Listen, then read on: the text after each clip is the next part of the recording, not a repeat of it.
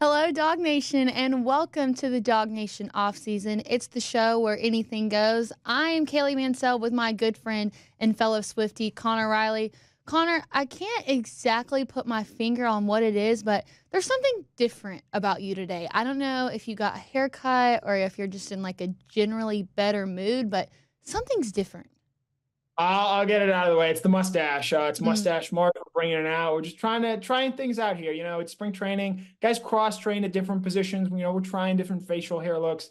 It won't be around for long after today, though. I can guarantee you that. All right, here's what we have coming up on the DawgNation Offseason today. With Nick Saban out of the limelight, Kirby Smart steps in as the undisputed current greatest coach in college football. How much separation is there between him and the next guy? That's what we're going to find out today. Then we're going to continue doing our position preview of the spring with the defensive line. And the last segment, guys, I don't want to spoil too much, but we've got something special in store for you, something that has never been done as far as we know in the history of DawgNation. So make sure to stay tuned. You are not going to want to miss it. All right, let's go ahead and open it up with Kirby and the next best coach. Connor put out an excellent article about this on DawgNation.com. Kirby is now the precedent, and I feel like everybody else kind of groups in together. There's no clear number two. So when we were coming up with the list for who the prospects would be the second best coach, I wanted the foundation to be they had to have been a head coach for at least 5 years and had a win percentage over 700. Connor, you've got Kirby and the guys that come after him. What is there anybody in your mind off the top of your head that you believe is the clear number two before we get into anyone? I mean, that fit your parameters, no, because you look at Jim Harbaugh moving on. I think he would have fit in that.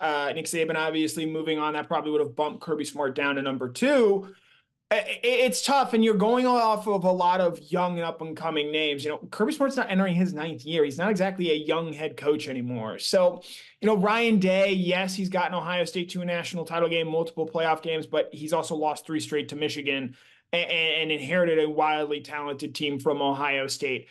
Dan Lanning is someone who maybe 3-4 years from now we look at it that way, but he's only entering his 3rd season as a head coach. And what's Dan Lanning's best win to this point? Utah this past season, 0-2 against Kalen DeBoer at Washington. It wouldn't surprise me if a year from now we're talking about Kalen DeBoer as a guy up there. Mm-hmm. But I think Alabama is just a very different job than from where Washington has been. And obviously he has time at Fresno State, but I'm not all that interested in also counting his time at Sioux Falls at the D3 level.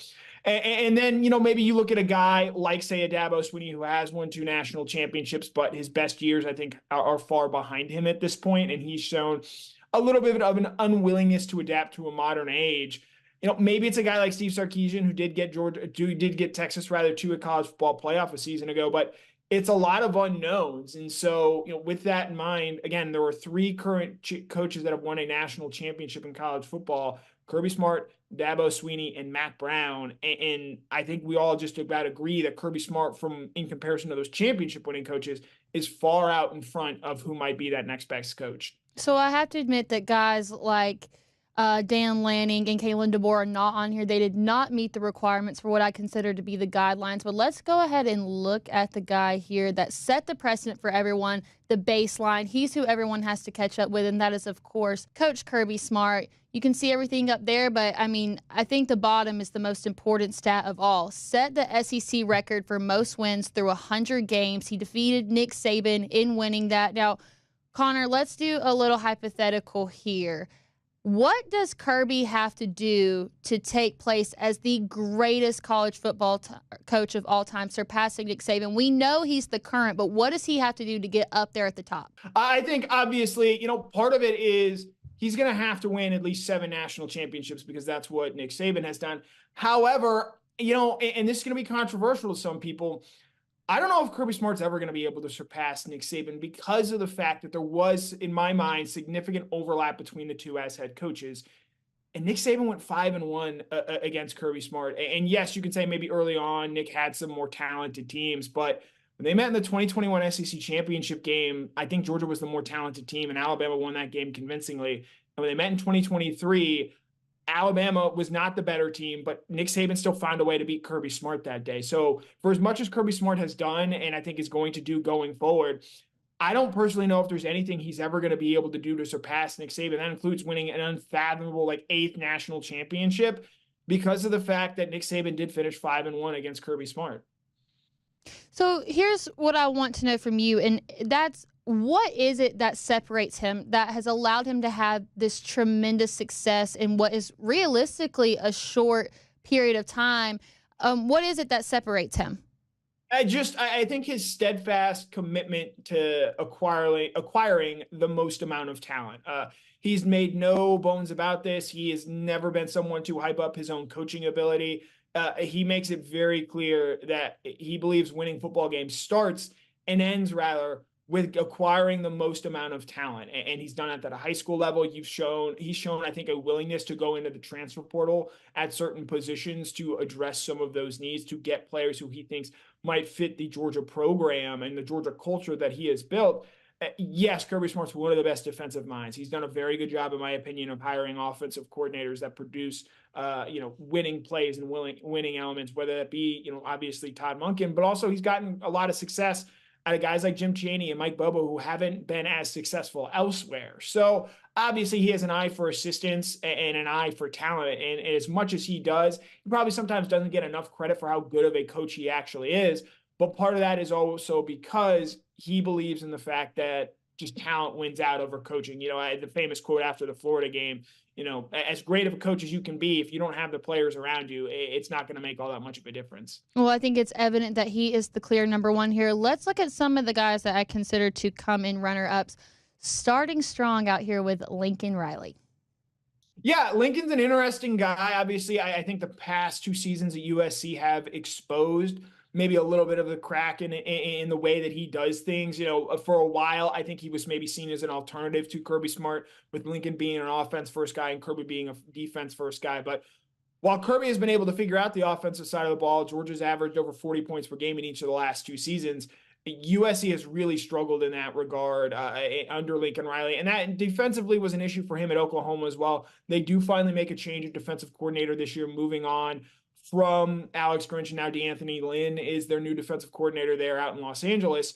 And so if Lincoln Riley is going to take that next step, one, he needs to start recruiting better as well. At USC, some people thought that he was going to continue to bring in elite players year after year. That hasn't exactly been the case. They're not recruiting at a top 5 level like I think USC potentially could. And so I think Lincoln Riley this season has sort of recognized that. I think the 2023 season was maybe similar in some ways to what Kirby's 2024 or 2020 season rather was. And so he is now attempting to do a reset. I think it's going to take a little bit longer for Lincoln and USC to get there because of the fact that he was so transfer portal reliant early on in his career, along with the fact that they are now transitioning into what I think is a better, league at the top in the Big Ten when you have an Ohio State, a Michigan, along with the fact that Oregon and Washington are coming over from the Pac-12. Well, if there's one thing that I can say about Lincoln Riley, I don't know about how much he's going to be able to develop programs from here on out, but he does develop players really well, especially quarterbacks. So we're going to keep him in this category. Let's move on to the next one. Like you said, one of the only other coaches in college football that has won a national championship, and that is Mr. God's name, image, and likeness himself, Mr. Dabo Swinney. You take a look at his resume here. Connor, you said it earlier, had tremendous success, but are his best days really behind him, or is there potentially a comeback story here for Dabo? This 2024 season is going to be really interesting. They open the year against Georgia, and Dabo, who some say invented the dab, it has shown maybe a little bit of an unwillingness to adapt to the way that college football is changing. As of this time of airing, Clemson has not taken a player out of the transfer portal in this cycle. They are not necessarily as aggressive in terms of NIL and offering sort of packages to players there. They very much believe in the culture that they have established at Clemson. And for a long time, that was really successful. They won 2 national championships, beating Alabama both times in those games. And so I think with Dabo, again, he's shown maybe some willingness to adapt and make changes. They obviously bring in Garrett Riley, brother of Lincoln Riley, to be the offensive coordinator before the 2023 season. They've still recruited pretty well on the defensive line. So in some aspects, they've done well. And they did end the season on a 5-game winning streak. However, they also lost 4 times last season. And when you open up against Georgia, you see Florida State making the ascension that they made. there are reasons to be worried, I think, about where Clemson is going forward in comparison to where they were previously. Now, the fact that they're in the ACC, a weaker league, might help them get into the playoff as that expands to 12 teams. But Dabo's got to show that if Clemson's going to get back to where it was, which was at the height of the sport right there next to Alabama in the late 2010s, he's got to show that, they're willing to make changes and willing to, I think, somewhat adapt while still keeping what makes Clemson Clemson to move into this next era of college football. In Clemson's prime, Dabo was a coach that was beloved by not just his fan base, but a lot of people around college football, but especially the Clemson fan base. However, considering how things went last year, you saw a lot of resentment towards him from the fan base. When Georgia and Clemson face off in week 1 this season, how much pressure is there going to be on Dabo to at least compete with the Georgia Bulldogs? Quite a bit, because I think if you go back to that 2021 Georgia game against Clemson, it's the moment that things really changed for both programs. DJ Uiagalelei was very hyped up going into that game, seen as the guy who would continue the line of succession from Trevor Lawrence from Deshaun Watson to Trevor Lawrence, and there are other great Clemson quarterbacks sprinkled in there. But Clemson scored 3 points that day, and that was sort of really the start of Clemson's little dip here. And so, look, they're going to be an underdog in that game, probably a double-digit underdog when they face Georgia on August 31st. I think it's a fascinating game from both sides because if you're Georgia, obviously you have a very tough SEC schedule this year. But Clemson's not going to be a pushover either. They have very talented players. Peter Woods comes to mind. They're bringing in 2 really talented freshman wide receivers. My question with that Georgia-Clemson game, it's not so much can Clemson win it, but is Clemson able to still go toe-to-toe with a juggernaut like Georgia? And that game was close when they met in 2021. I think there's a chance that if this game gets ugly, the way that we talk about Dabo, which a lot of people have already jumped on, changes even further moving forward. Do you have an early score prediction for Georgia versus Clemson? If I had to guess right now, I would probably say 34-17 is what comes to mind. I could see that maybe being a little bit closer. Georgia might play their cards a little close to the chest. Go ahead and write it down. I am ready to get down. I mean, why else would I have my paper and my pen out? I think Georgia's going to win that game. I just think they're a little more talented right now than Clemson is. And I think you've seen in the past, specifically that Oregon game in 2022, they know they can make a statement to open the season in Atlanta. I fully expect them to go out there and do that. All right, so we're going to go ahead and move on to the next coach as long as Connor promises to never do the dab on this show ever again. Do I have your word? Okay, now that you got it out of the way, can we go ahead and move on and swear to me that I never have to watch you do that again? I can't make that promise. Okay, well, we're going to move on anyway. Let's go to Lane Kiffin. So, I mean, from a resume standpoint, Lane Kiffin doesn't match up with the rest of these guys, in my opinion. However, I view Lane Kiffin as sort of this new age, new era coach. He almost reminds me of the Mike McDaniel of college football in the way that he's so outspoken and in tune with pop culture. And I feel like he's a guy that a lot of recruits want to play for now because he is really relatable. Do you get that same feeling? Lane Kiffin, fellow Swiftie. I think it's with Lane, he does a lot of forward-thinking things, and he's done a good job of elevating that Ole Miss program, getting them to 2 New Year's Six bowls in recent years. I think having them as a team that many see as a dark horse for the college football playoff this year. But from my perspective, he never beat Nick Saban, and a lot of those games weren't all that close. And you saw this year when he came to Athens, Kirby Smart and Georgia just beat the living tar out of that Ole Miss team. I think for Lane to take that next step, he's done a great job elevating that Ole Miss program. It wouldn't surprise me, let's say things go as poorly for Florida as we think they will this season. It wouldn't surprise me if he's a name to watch for maybe the Florida job next year. For Lane, for him to take that next step and maybe get into that next year as a great head coach, he's got to start winning some of those big games more often. They beat LSU a season ago. Can they maybe get a Georgia this year? Can they go beat Oklahoma and Brent Venables? Their schedule is very easy compared to, what say a Georgia has to play, what say a Florida has to play. If you're Lane Kiffin, that game against Georgia on November 9th is huge for you because they're coming to Oxford and you have not shown the ability in my mind to beat the super elite programs. And so that's going to be a major opportunity for Lane, I think, to change the way that some people in the media view him. When thinking about Lane Kiffin, it all comes down to me for this. It's no secret that he's had several good seasons with Ole Miss. They're teetering at the top of the SEC West, but he's never had a great season, never been able to lead them to a conference championship. And my question to you, Connor, is how much longer can Ole Miss be satisfied with what Lane is currently giving him? Do you see a point where it just continues to be good and he can't leap over to that hump to great? How long will Ole Miss stand for this before maybe they realize that we've got to bring somebody else in? The question I think Ole Miss has to remember to ask itself is remember who you are. Ole Miss is never going to be an Alabama. They're never going to be a Georgia. And with Texas and Oklahoma coming in, they're never going to live in that tier. And so be very careful with this idea that you think you can do better than the guy that you currently have. Because, Lane Kiffin has done a lot of good things for them.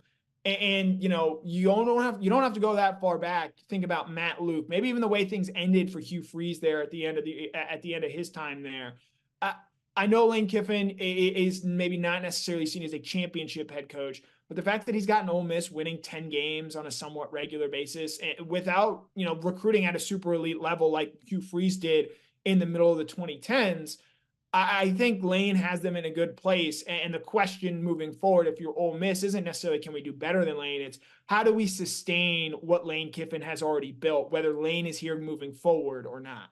Connor, is Ole Miss a stepping stone for Lane, or is that his destination? I think that's a fair question for Lane. And obviously part of it comes into what jobs come open. I think if the Florida job, as I mentioned earlier, comes open and it offers it to him, it would make a lot of sense. He's previously coached in the state of Florida. Atlantic has a lot of ties to the South. And Florida, for as much of a dumpster fire it has been at times over the last 10, 12 years, is still in my mind a better job than Ole Miss, even with the fact that they're going to have to play Georgia every year moving forward. So I think it depends on how comfortable is Lane there. There are some restrictions in terms of, the types of contracts that he's able to get because of state laws in Mississippi. But Lane's done very well at Ole Miss. I think both sides have benefited from this hiring, which certainly raised a lot of eyebrows when he left Florida Atlantic and was brought into the SEC. I think Lane has done very well there, certainly exceeded some people's expectations. And if Lane wants to continue to be the head coach at Ole Miss, I think they'd be smart to keep him there. The question is, if a big-time job like, say, Florida were to come open, or maybe Florida State, do they make a big swing there and try and bring in Lane Kiffin? All right, last thing before we move on to Brandon Adams' best friend, Lane Kiffin. Where does he rank among the SEC head coaches? I think you have to have him below Kirby, obviously. I think, and you might not like this, clean Kalen DeBoer, I think is ahead of him just based on the fact that he's gotten to a college football playoff, that he's beaten at Texas and gotten there. I think I would put Steve Sarkisian ahead of him because he has gotten Texas to a playoff. It'll be very interesting to see how Sarkisian adapts to the SEC this year. Ryan Day, I think you have to have ahead of him, even though, I have a lot of questions about Day. I think the fact that he's still gotten Ohio State to where they have been in recent years is impressive enough.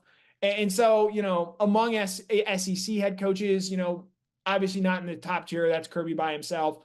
Probably at the bottom of that second tier, top of that third tier with a Brian Kelly with what he's done at Notre Dame and LSU. I think right in that sort of wheelhouse right there. All right, speaking of Ryan Day, let's go ahead and move on to the man himself. Here we go.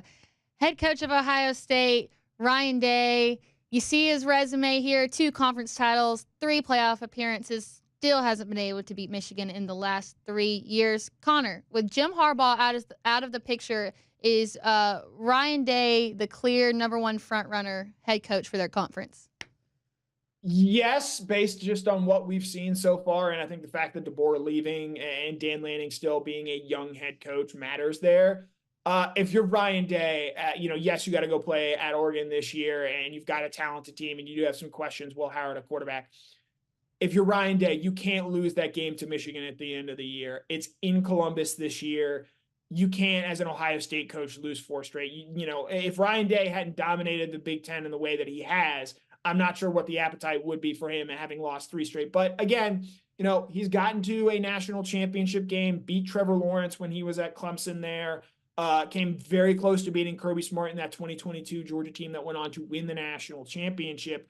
And they are, to their credit, I think trying to adjust and change on the fly. Again, you think back to how bad that defense was in 2022 to the strides that they made last season. I know they're playing in the Big Ten, which doesn't have great offenses, but they are a better defensive team moving forward. I think the big thing this year, look, they spent big in NIL. They go out, they land Caleb Downs, they retain a lot of their talent and keep them from moving on to the NFL draft.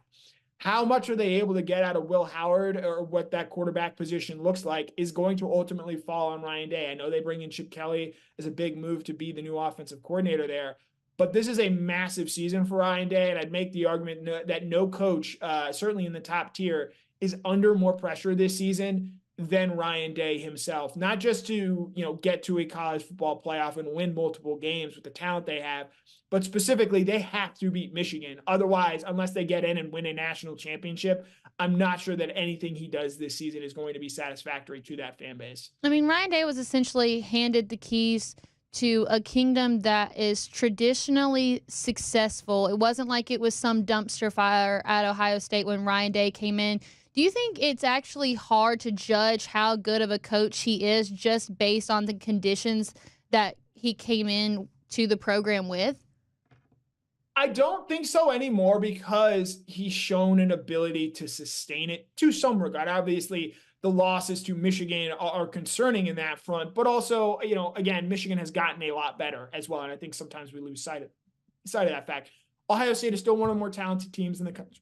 They've done, in my mind, a good job of keeping it to where it was at the end of the Urban Meyer era in terms of talent, in terms of being near the top of the sport. And so in that regard, he does deserve some credit. I think as he gets more experienced as a head coach, I believe this is either his 5th or 6th season that he's entering as a full-time head coach, he's putting more and more of his stamp on this team and on this program. And again, for Kirby Smart, as much as we talk about him and have anointed him now, it wasn't until his 6th season as a head coach that he won his first national championship. So these kind of things do take time. Well, I think Ohio State was in a better place when Ryan Day took over compared to where Georgia was when Kirby Smart took over. There are some similarities there between the two programs. And I'd point out as well, people were not very happy with Kirby Smart at the end of the 2019 season and even during the 2020 season when they lost to Alabama and Florida. So we've seen before how quickly these things can change. And I think Ryan Day has a case this year to change the narrative about him very quickly. But he better do it with the talent that they have on this Ohio State team, because there are no excuses anymore. Yeah, they've got all the money in the world to buy whatever talent that they want. I think the one thing that you said that I agree with the most is the fact that out of every guy on this list, he is definitely the one that has the most pressure on him, especially with Harbaugh being gone. There's absolutely no excuse anymore. But we're going to go ahead and move on to our last coach of the night. I wish I could fake a Cajun accent, but I cannot. Here's Brian Kelly. 20 years as a head coach. I mean, he's a vet as vet gets.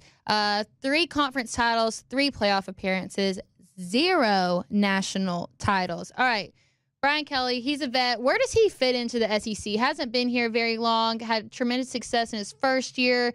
Star quarterback Jaden Daniels got hurt this past season. Where does he fall in line, Connor? Again, I probably have Sarkisian ahead of him because of the fact that he got Texas to the playoff, although Kelly has got Notre Dame to the college football playoff multiple times there as well. So Kelly is clearly an accomplished coach, winning 20 games through his first 2 seasons at LSU, winning the SEC once. I would say if you take a step back and look at the things in the totality, he is on schedule there. But I think LSU was a massive opportunity this year. I know they have to replace some key players on that offense. Heisman Trophy winner Jaden Daniels.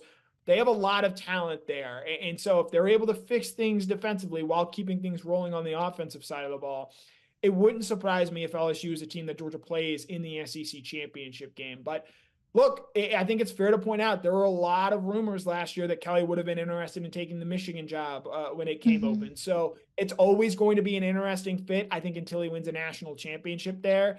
And look, I'll say it. While I think Brian Kelly is a better coach than most people do, Brian Kelly is not exactly liked or beloved by many people out there. He hasn't exactly endeared himself to a lot of people outside of his family. So I think with Brian Kelly, sort of being an outsider, obviously Northeastern ties, former Notre Dame head coach at LSU, there's always going to sort of be a weird fit there. And if, first year without Alabama and Nick Saban being there is some pressure on Brian Kelly to go out and maybe establish LSU and say, hey, with Alabama gone, we can now be sort of that big team in what was formerly the SEC West as Texas and Oklahoma join the league. So to wrap up here, the coaches that I gave you, Lincoln Riley, Dabo, Lane Kiffin, Ryan Day, Brian Kelly, I want you to rank them in order from second best to bottom of the totem pole. So Lane Kiffin last. Then we have Lincoln Riley. Then we have Ryan Day. Then we have Brian Kelly, because he has gotten to a national championship. He's gotten to multiple playoffs. And then I will take Dabo Swinney, but I don't feel great about Dabo Swinney moving forward. And I wouldn't be surprised if moving forward, this list changed greatly because of the way that Clemson as a program is trending. All right. So if Kirby's a 10, what is Dabo on the scale of 1 to 10? See, what makes Dabo so tricky is, how much do you factor in past performance versus moving forward?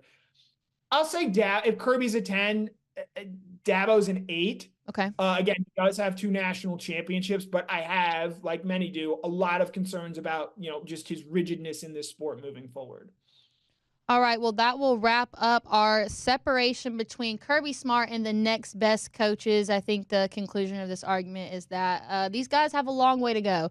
Now let's go ahead and move on to our spring position preview. We're going to be talking about the defensive line today. Talked about the O-line last week. Defensive line this past season was a real concern for Georgia as the games went on. I really think that Auburn game sparked a lot of controversy for the defensive line. But this year the tables have turned because you bring back Nazir Stackhouse, Warren Brinson, Mikel Williams, Connor.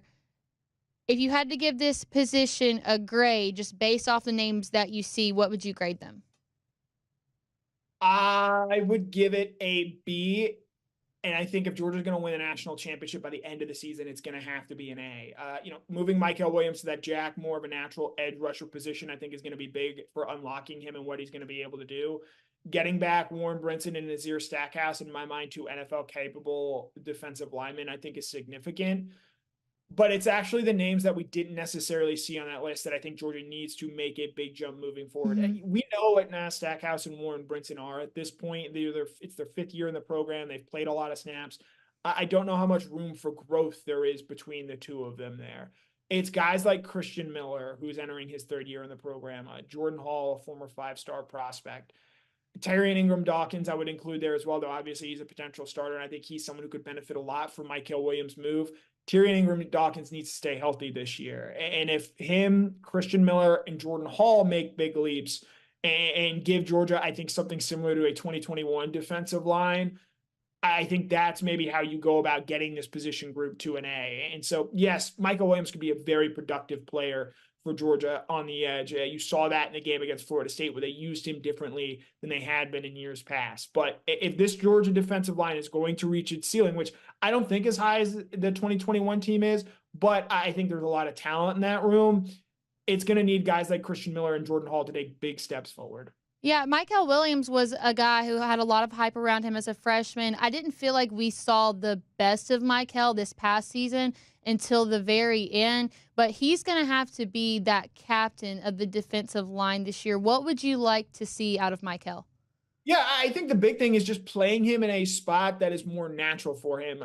I think anyone that followed his recruitment and sort of understands this Georgia defense knows he's always playing a little bit out of position. He's just a more natural 4-3 defensive end. And they were sort of using him in a 3-4 defensive end, 5 technique type of role. And it's not a coincidence in my mind that you saw him play a little bit more out on that edge as a true, 7 or 9 technique. And you saw him in that game against Florida State really become a more disruptive force. And Georgia, I think, has also maybe got to be willing to let him pin his ears back and attack the quarterback more. Obviously, they want to have disciplined rush lanes. But Georgia has not been a very big sack-heavy team. And with the change in defensive coordinator from Dan Lanning to Glenn Schumann, one of the things I think we've seen now is that they're just not as aggressive defensively as they were under Dan Lanning as they are under Glenn Schumann. And so I wonder if you're moving him into sort of that jack position, which is sort of a hybrid outside linebacker defensive end spot, is that maybe how you best go about unleashing Mikel Williams? Because from a raw talent standpoint, he is as talented as anyone out there on this Georgia team, led Georgia in sacks as a freshman. How do you go about getting the best out of Mikel Williams is a very important question that I think Glenn Schumann is going to have to ultimately answer if the Georgia defensive line is to reach its ceiling. So we showed the projected starters on that first slide, but we have another one with some of the guys that could end up rotating in. Like you mentioned, guys like Jordan Big Baby Hall, Christian Miller, Jamal Jarrett, and then the transfer from South Carolina. Who is the most interesting name on this list to you? I think for me, it's Christian Miller. He's a guy that made some flash plays at the end of last season. Georgia Tech, Alabama ultimately missed that game against Florida State in the Orange Bowl, but a guy who entering his third year in the program is a little bit more experienced than, say, someone like Jordan Hall or Xavier McLeod. I think he's a guy that can be a disruptive player in the middle of that defensive line, give them something a little bit different. And so for me, I think that's the guy who this spring and really this whole offseason, I'm interested in seeing, okay, what kind of strides does he make as a player? I'm not saying he's ultimately going to be the next version of Jalen Carter. I don't believe there is someone of that caliber on this defensive line. But if Christian Miller can make strides and emerge as a disruptive player and help also, I think, spell guys like Warren Brinson and Nas Stackhouse, I think that's going to go a long way in this Georgia defensive line ultimately reaching their ceiling. And we had a lot of people return to the defensive line from last season, but what's going to make the 2024 defensive line drastically different?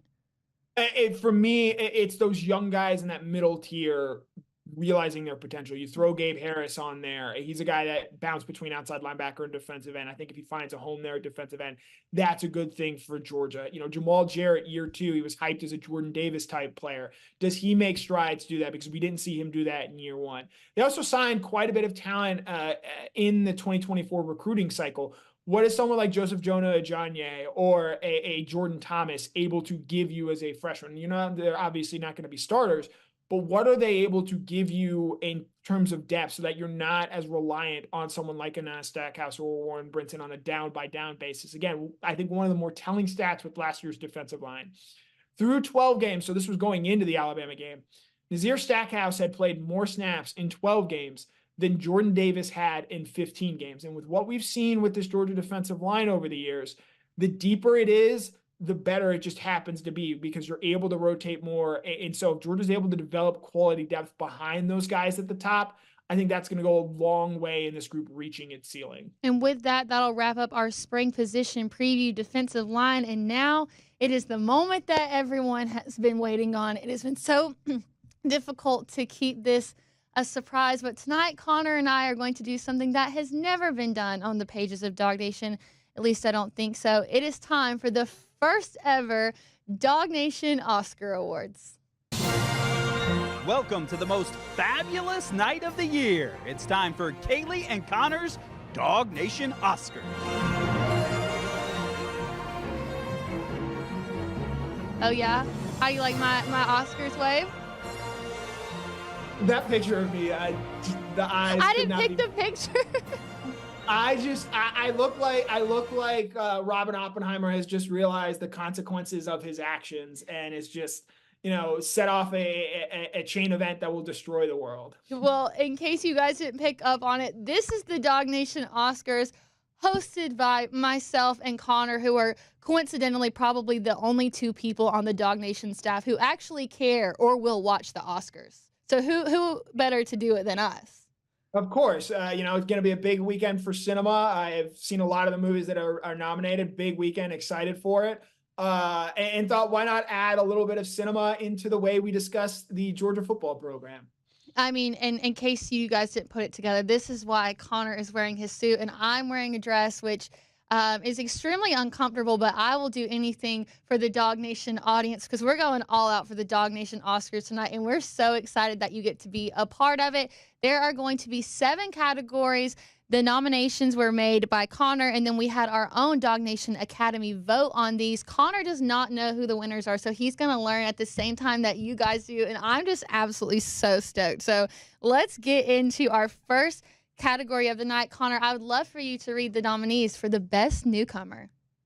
Yeah, best newcomer, someone who is in their first year with the program. We have linebacker CJ Allen, kicker Peyton Woodring, wide receiver Dominic Lovett, wide receiver Ra Thomas, and offensive coordinator Mike Bobo. And Connor, I have to say that this one was almost unanimous. All but one voted for this person, and I don't think that there is any other participant that should earn the award for Best Newcomer. So the Oscar for Best Newcomer tonight goes to... Wow, CJ Allen. I'm really surprised by that. I thought, you know, look, Jeff ran a great campaign for Peyton Woodring, hyping him up as like the next Justin Tucker, which he is not. But I think CJ Allen, you saw the impact that he had coming in as a freshman, starting for Jamon Dumas-Johnson when he got injured down the stretch. And you hear the way teammates talk about CJ Allen. I think this is a guy that is going to play, obviously, a very big role for Georgia in 2024, but is going to emerge as one of the key leaders in this program moving forward. I just can't even imagine the pressure of what it must feel like to come in as a true freshman and have to play one of the most important positions on the field, to sub in and pinch hit for a guy who is very well known. And just for him to come in and be able to do that and still keep his composure and play like he's been out there for years. I mean, I don't think that there could have been any other person for best newcomer tonight. And with that, we will move on to our next category of the night, which is best player in a supporting role, so a non-skill position. Our nominees tonight are Cedric Von Pron Granger, Brett Thorson, Peyton Woodring, Tate Ratledge, and Mikel Williams. Connor, do you have any predictions before we announce the winner? I think much like Robert Downey Jr. is going to run away with this award for supporting actor with his role in Oppenheimer, I think Cedric Van Pran Granger is a slam dunk for this award, just given what he has meant to the Georgia football program over the years. I have to say that this vote was a lot closer than I thought it would be, so let's go ahead and kill the suspense. The winner tonight for player in a supporting role is... Of course it's got to be SVP. I mean, he is the epitome of what a DGD is. 3-year starter. He was the captain of that offensive line. I mean, just the leadership skills, the personality, the physical talent, it's all there, and I couldn't have imagined it going to anyone else. Yeah, 44 career starts, 2-time captain, 2-time starter on a national championship team. Helped, I think, with the transition from Stetson Bennett to Carson Beck in a way that maybe not be fully appreciated. And while, Cedric has talked about how there are more athletic guys out there are better, technically sound centers, I think from a leadership standpoint, there's a very, very small list of Georgia players that have ever come through this program that are as capable leaders of men than Cedric Van Pran Granger. Supporting role, he did more than enough to support this Georgia program in his time here in Athens. And I think the amount of respect that other players gave him, it was quite evident, as you could see him being not just the captain of the O-line, but a regular captain on the field. And seeing him speak at the Combine, he's so captivating, and I could understand why the players would have his respect and want to listen to a guy like him. I think that this is only the beginning for SVP, so we will give him the DawgNation Oscar for Best Player in a Supporting Role. And now on to our next category. This is going to be Best Moment. And Connor, I would love for you to read the nominees if you can see them. Yeah, so we have Georgia seniors hitting the 50-win mark with their win over Florida State. Georgia breaking the SEC record for consecutive wins, which was 29. Kirby Smart sets the SEC record for most wins through his first 100 games. Brock Bowers returns to play just 26 days after tightrope surgery for Georgia's win over Ole Miss. And the Bulldogs have the biggest victory in bowl game history, beating Florida State by 60 points, breaking the record previously held by Georgia when they beat TCU by 58 points in the national championship game. I mean, Connor, I think that this category is absolutely stacked. So many landmarks hit this season. The fact that the UGA resume has all of these to pick from speaks volumes on just how special the 2023 season was. Yeah, much like adapted screenplay in this year's Oscars, it is really a loaded category, and I don't think that there is necessarily a wrong answer. But in my heart of hearts, I do believe there is a most right answer, and I will be interested in seeing if the Academy, in both instances, makes the correct decision. Well, let's go ahead and find out if that is the right answer. And the DawgNation Oscar for Best Moment goes to... UGA breaks the record for most consecutive wins within the SEC. Connor, is that the one that you had in mind? No, the Academy got this one wrong. I'm not surprised here. Look, as someone who covered this team on a day-in, day-out basis, the period of time where Brock Bowers was injured was, every sort of day you had to ask about Brock or find some sort of new angle to talk about Brock Bowers in that ankle. And when he comes back against Ole Miss, just the electricity in that stadium that day, him catching a touchdown pass in that game, in the pouring rain. It was a big BLW weekend, brown liquor weather. For me, as someone who covered the team on a day-to-day basis, the 29 wins in a row are nice, but a lot of that, I think, it stemmed from previous Georgia teams. I think the biggest wins in that streak occurred during the 2021 national championship game, and then obviously during the 2022 season. from my opinion, I would say that the Brock Bowers return was the biggest moment of the Georgia football season. So typically when someone wins an Oscar, they come up and they thank their agent and they thank the other nominees, and you didn't thank anybody. You're supposed to discuss how important the win is and how revolutionary it is, because how long is it going to be before another SEC program can top this? This is a historical moment for the UGA season. So, Connor, I would like for you to say something nice about it before we move on to the next one. Look, it's an incredible achievement that ultimately came to an end in Georgia's loss to Alabama. And so maybe that is perhaps why I do not see this winning streak as the great achievement that my colleagues in the academy certainly do. Yeah, I was going to say that is why we have the academy and not just let you vote on it, Connor. All right, moving on. It is going to be best game of the year. And best game nominees are Georgia versus Florida State in the largest bowl game win of all time, UGA versus Missouri, the game that I was coincidentally most nervous for this year, UGA's comeback win over Auburn at Auburn, and then we've got Georgia versus Florida, and then UGA versus Ole Miss. This was, I believe, everybody but one person, and that one person was me, selected the same answer for this. So let's go ahead and give the Oscar for the best game of the year.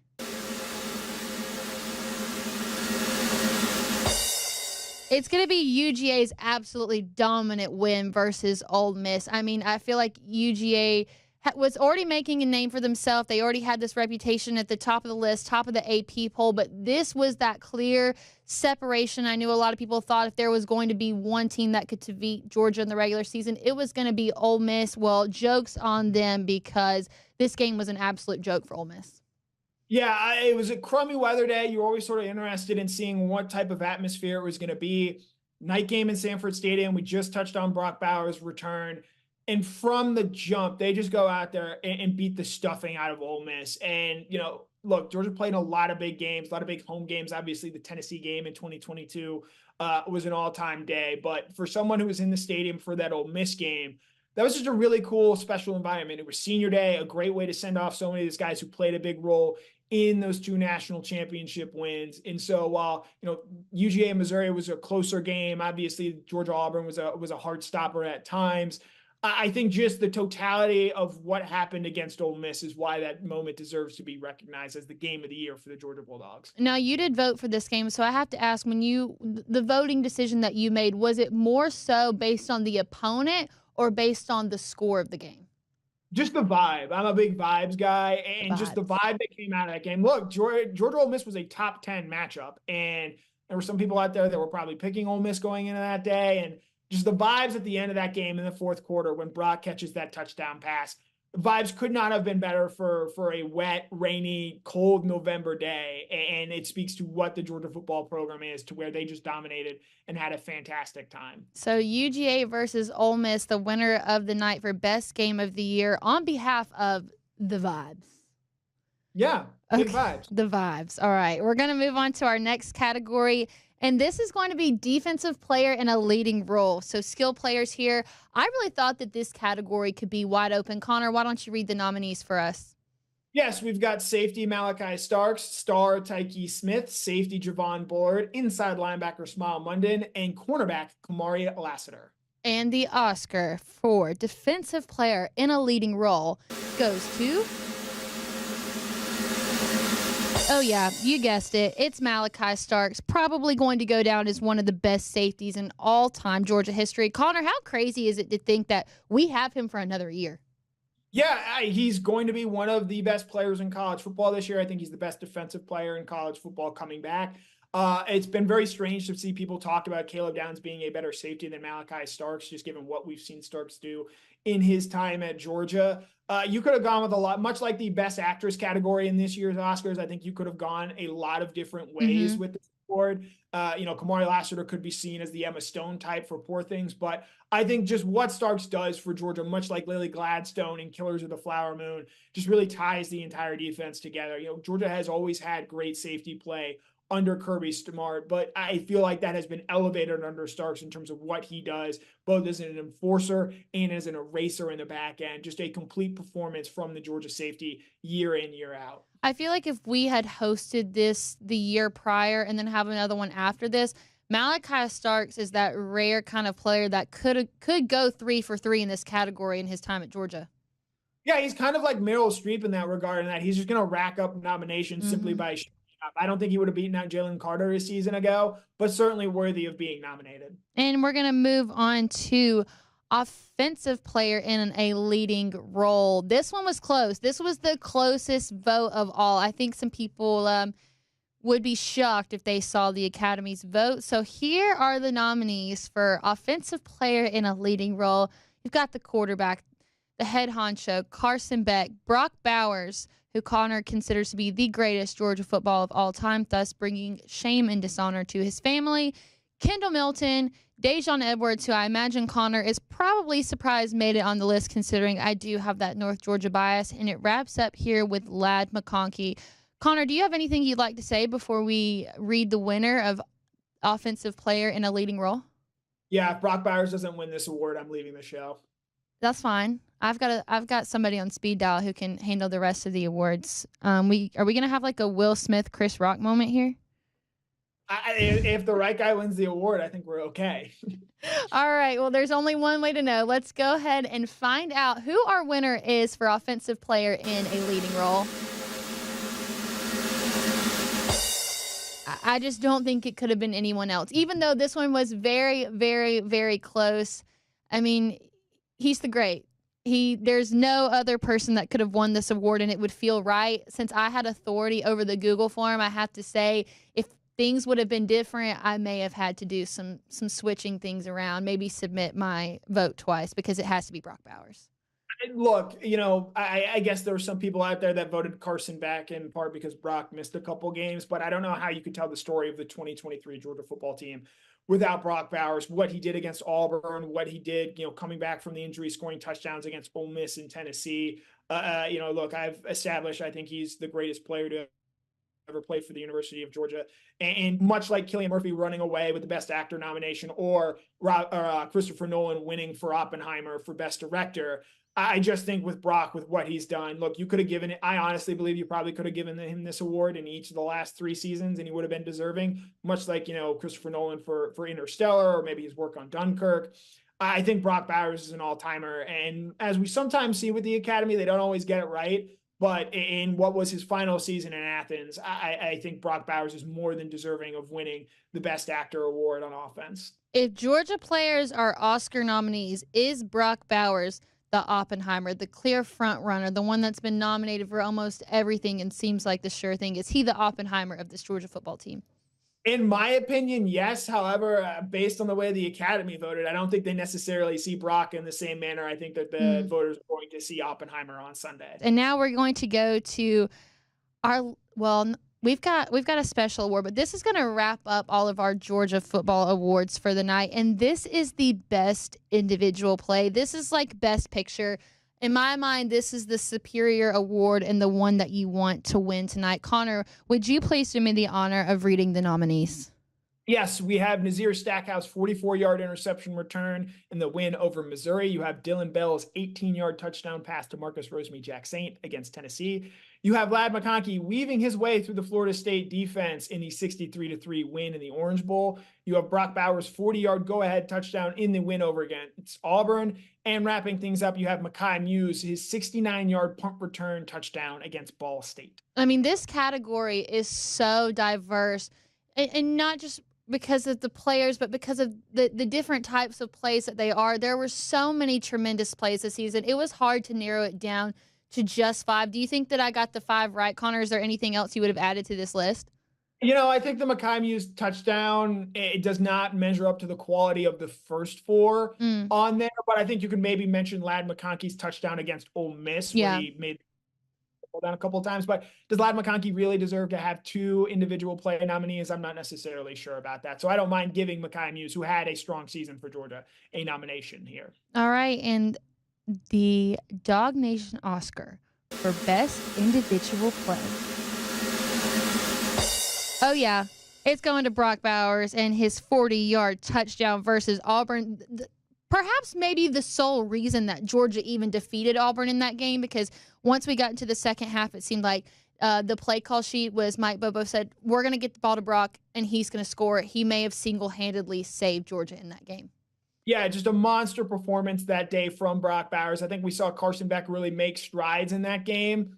But I think a big reason why is because he realized I can just spam the ball to Brock Bowers and Auburn doesn't have anyone to cover him. It was a go-ahead touchdown with less than 2 minutes remaining in a game that was closer than many anticipated. And I think the fact that it was such a close game helped lean Brock into winning this award. Certainly one of the more memorable games of the year for Georgia. But for him to just, I think that's going to be the game that comes to mind for people when they think Brock Bowers during his time at Georgia, just a dominant showing against Auburn that day. And unfortunately, gets injured against Vanderbilt 2 weeks later, but just an all-time iconic performance from Brock down there on the Plains. And I know Hugh Freeze and the Auburn coaching staff, unlike people who have the opportunity to go back and rewatch Oppenheimer or many of the other fine films from this past year, will be very glad to never see Brock Bowers again play for the University of Georgia. So that will wrap up our athletic awards for the night. Was there anybody that you felt got snubbed in general? Did we Barbie anybody on this show tonight, Connor? I don't think we've Barbied anybody. I think maybe you can honor Tate Ratledge, who wasn't on All-American this past season, but I also think Cedric Van Pran was just a better player. Maybe Ernest Green should have gotten a nomination in terms of best newcomer on the offensive line, but he was also a redshirt freshman, so that gets a little iffy there. But overall, I like to think we did a good job. However, if Brock had not taken home the awards that he deserved, I would have very vehemently disagreed with that. Well, if we would have had an award here for best mullet, I think that Tate Ratledge would have so easily claimed that. Easily. And not just best mullet on Georgia, best mullet and maybe, quite frankly, all of mullets right now. I don't know if I've seen a better mullet of anyone who is currently sporting a mullet than one Tate Ratledge. I've heard you make a lot of hot takes on this show, but that one's up there. I mean, who else has a great mullet right now, though? I mean, Cam Smith, maybe, but we'll see if he has that at the Masters in a few weeks. I think Tate is sort of owning the mullet right now. He's been owning the mullet. This is nothing new. Yeah. Taylor Swift reference. So we do have one more award to give out tonight, and I would like for y'all to think of this as like the Lifetime Achievement Award. This was a unanimous vote, the only one of the entire night, and that is going to be the coolest person born today on March 7th. And the nominees are Melanie Mansell, a.k.a. Mama, Bryan Cranston, a terrific actor who has inspired generations, and Wanda Sykes. If you don't know who Wanda Sykes is, you should go ask your grandparents or go look on Google. But like I said, this was unanimous. I'll let you have some time to sit here and reflect and take a wild guess on who the coolest person born today, March 7th, might be. Well, I'm guessing it's not Bryan Cranston. So it's between Wanda Sykes of Curb Your Enthusiasm and Mama. And we know Mama's a big fan of ours, so I'd be very disappointed if she somehow doesn't win this award. Yeah, it would be really dirty of me to put her up here even for this nomination if she lost 8-0. But we're going to find out. And the Oscar for coolest person born on March 7th, a unanimous vote, the only one of the night. It is my mama, Melanie Mansell. It is her birthday today, and she is a diehard lover of the DawgNation Offseason.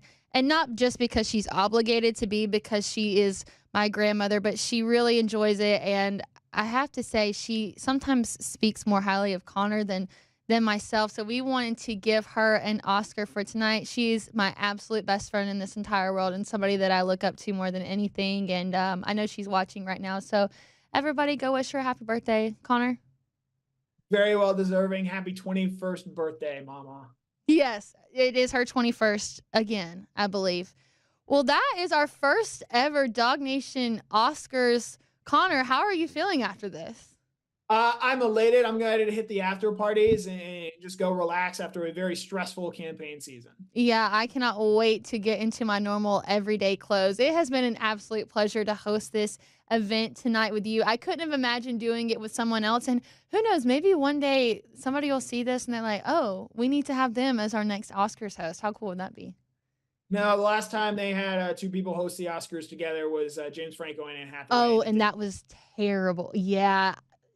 Well, I know they tried to bring in the new generation of that, and it didn't so much work out. But, hey, maybe we'll be vets one day, and we'll get to, see it in person. But, Connor, Thank you so much for joining me tonight as my co-host on the DawgNation Oscars. DawgNation, thank you for being a part of the DawgNation Oscars and for always showing up to support the DawgNation Offseason. We can't thank you enough for watching us. Whether you're joining us from Facebook, Instagram, the homepage of DawgNation.com, or wherever you're joining us from, thank you so much. We always appreciate it, and we'll see you right back here next Thursday, 7 o'clock. Who knows what more surprises we'll have in store for you guys. Very much looking forward to it.